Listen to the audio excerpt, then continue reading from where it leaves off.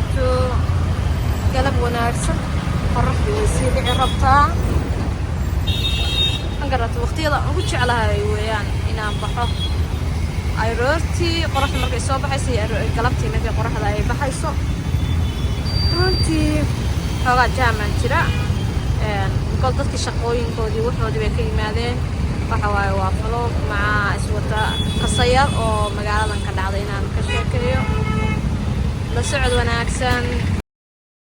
ما شاء الله ما شاء الله ما انت سكر روح بدن بايك يا لو كلا كحيه يا انت قيبتها وحرين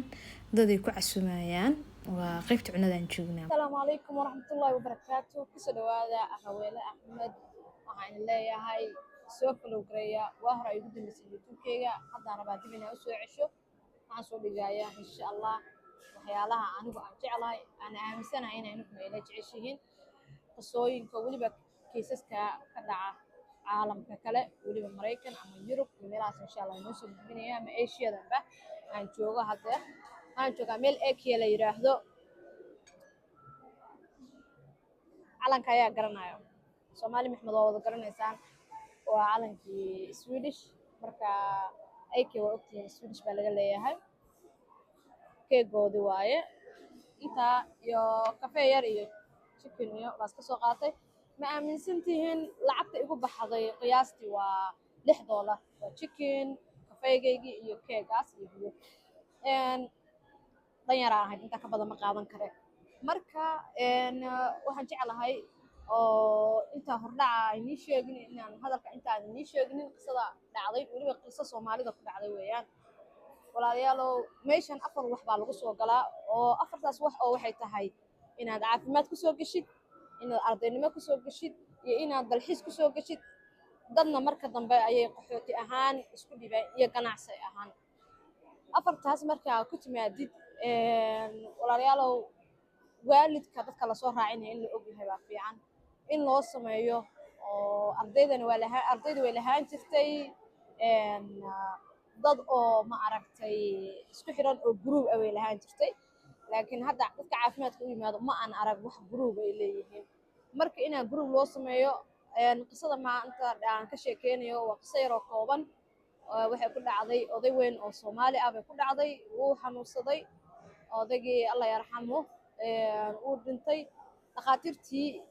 emergency-ga markay u yimaadeen oo isbitaalka la geeyay oo kuwii dhaqaatiirta wax baarayay waxay ogaadeen odaygan inuusan dhimanin si wiilka uu sheegayay qalabnimadii uusan dhimanin odaygan 2 beri ka hor uu dhintay odaygan inuusan cunto cunaynin marka ma dhigi karo wiilkaasi baa qalad kale halkan problemo badan baa dadka ka qabsada waxaa ka mid ah tarjumo xumid waxaa ka mid ah isbitaaladii ku soo celcelinaya oo Soomaalidii iyo ajaanibtii bartay in lacag laga qaato xaqiiqatan caafimaadka dadka u yimaada way ku dhib qabaan ayagii laftigoodii markay yimaadaan qofkii ehelkoodii ahaa ama qofkii ay garanayeen kuma kalsooni qabaan waxay aaminsan yihiin in wax laga qaadanayo marka waxaan dhihi lahaa Soomaali maxamed dadka markaad keenaysaan waxa u sameysaan in aad la socotaan urur ay ku xiran yihiin laga warhayo xaaladahooda waa xaalad aad u foolxun waliba qof Soomaali ah aan aaminsanayn caasinimo heerkaas ah inay dhici karto qolkii markii la galaa lagu leeyahay qashin walba waa yaalay odaygii alaabihii lagu xiraayay oo xagga saxarada looga xiraayay oo meesha yaala marka wallahi qisada hadda waxaan u soo gudbinayaa wax kale ma ahan calool xumo igu noqotay hadda waxa laga joogaa week iyo dheeraad qisadan markaa maqlay oo dad waaweyn ii sheegeen oo la hubi karo iyo xaafadii kulli aan arkay marka walaalayaalow dadka waaweyn hoos ha loo eego urur ha loo sameeyo tala ahaan bay iga tahay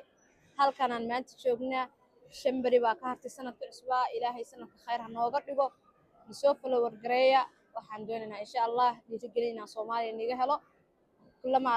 subscribe isiisaan kullama aan hore usii socdo qisooyin badan inii soo gudbiyo halkanaan joogay qisooyinka ka dhaca caalamka kale qisooyinka ka dhaca idinkuna comment fiican baa inaga rajeynaya aada u mahadsantihiin